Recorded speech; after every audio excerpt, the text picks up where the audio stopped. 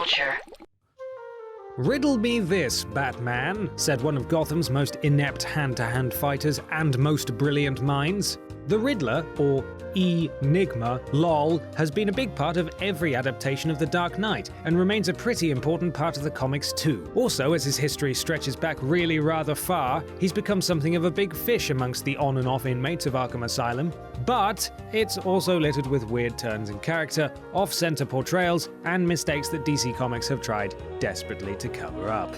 With that in mind, I'm Ben from Whatculture, and here are 10 things DC wants you to forget about the Riddler. Number 10. He's rather similar to the Joker. Right, so the Joker isn't the most original chap in the world, but you've got to admit he's memorable. So memorable, in fact, that it makes the similarities between him and the Riddler very obvious. Both characters have a weird history, as each was introduced as a one-off bad guy in the Golden Age incarnation of Batman, and rarely seen after until they were brought back properly in the Silver Age. They were just a couple of wackos who happened to have a similar obsession with both the Caped Crusader and carrying out crimes with a particular linguistic slant. The similarities haven't stopped there, though. They both turned to a life of crime simply because they were super intelligent men who were bored, each with a specific form of madness, a fixation on the Dark Knight, and with constructing elaborate crimes. Number 9. The MARILYN Manson Makeover. In a decade of so many other superhero enterprises being proper whack, the 90s was pretty much saved by Batman the Animated Series. It was incredible, and I will fight you if you disagree. However, there have since been various animated series of varying quality. One example of a weird animated interpretation of the Bat Friends was 2004's The Batman, which, among other bizarre character redesigns like the Joker with dreads, included a goth rocker version of the Riddler, voiced by Robert Englund. Just a bit odd and shit, really. Number 8. Everything that happened in Hush. In Hush, it turned out that NYGMA had been diagnosed with cancer and that he was using one of Ra's al Ghul's resurrecting Lazarus pits to try and cure himself of the disease. During his time in The Bath, he manages to deduce that Batman is Bruce Wayne and thus enacts a plan to get him.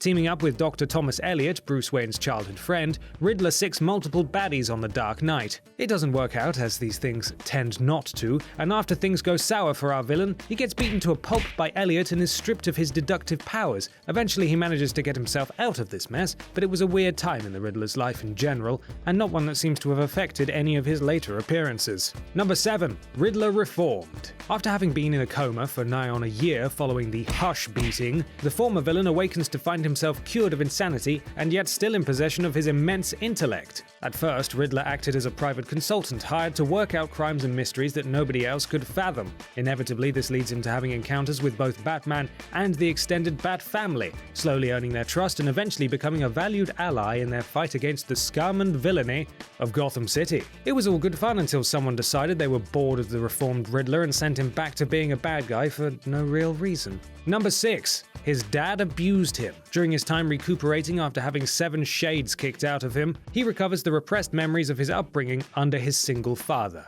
You see, Mr. NYGMA, envious of his son's intellectual prowess, assumed that his son wasn't some sort of wunderkind, but a big fat cheater, and so subjected him to regular beatings. From this sudden revelation, the Riddler realizes why he has such a compunction to leave behind clues as to his crimes. He has a deeply held need to prove his innocence, to absolve himself of any wrongdoing or deception. And I suppose you could call him a child abuse victim for no, that's in poor taste. I'll try again later.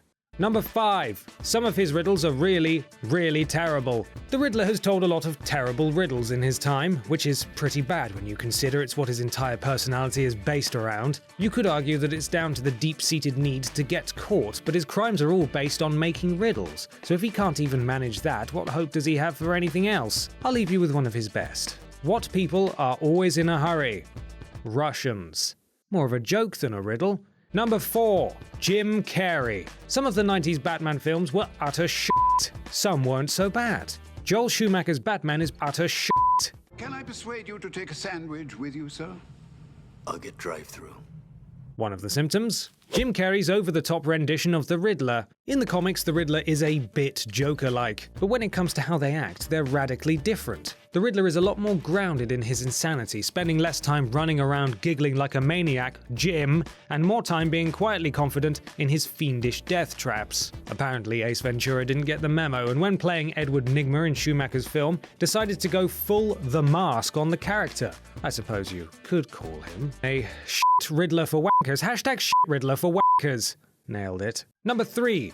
Edward Nygma is a stupid name. Look, the Joker's Jack Napier isn't great either, but it's still a bit of a stretch to Jackanape. The short single step from Edward Nygma to Enigma, though, that is just lazy. With a name like that, he was almost destined to a puzzle-based crime lifestyle if you believe in nominative determinism, which you should. If Batman's rogue gallery is anything to go by, you got bloody Harleen Quinzel in there too. Harleen Quinzel! None of them are worse than Edward Nygma in our minds, however, and even the 0-year change to spell it NYGMA won't get us away from that.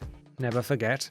Number 2. He's better as a Green Arrow villain. Unlike the Dark Knight, the Green Arrow doesn't have much in the way of classic villains. So rather than try and invent any original ongoing villains for Oliver Queen in the comic books, in the early noughties, DC editorial decided simply to export one of the Caped Crusaders' enemies from Gotham to Star City. And it actually worked quite well, really. You see, Green Arrow and the Black Canary beat NYGMA up in the No Man's Land event where Gotham was dominated by a series of earthquakes, so in the aftermath of Hush, he orchestrated a series of assaults that almost killed Arrow and his old sidekick Arsenal, and has plagued Star City on and off ever since. He actually sort of worked better as a Green Arrow enemy, since not only did he have the personal vendetta, but the Joker comparisons weren't as obvious. Number 1. He's better as a supporting character. The Riddler is a good character despite everything, but he might be better in a supporting role rather than as a fully fledged bad guy. One of the best depictions we've seen of the character has been in the Arkham series of Batman video games, where he's rarely, if ever, seen as an on-screen enemy. Instead, he provides the bulk of the optional missions, things that aren't essential to the plot, but are plenty of fun. And that's where he's at his best. Not an instigator or a major player in a big storyline, but as a small piece of a larger puzzle. That's the role he plays in The Long Halloween and Dark Victory, where his intelligence and puzzling skills are utilized by more forward-thinking and straight-up violent bad guys. It's also why he worked well as a Green Arrow villain. He tended to be overshadowed by the other, more unique Batman villains, whereas in Star City, he actually stood out. And that's our list. Are there any glaring issues we missed off? Let us know in the comments below, and don't forget to like, share, and subscribe. You can even follow me here on Twitter if you fancy. I'm Ben from Whatculture, and thanks for watching.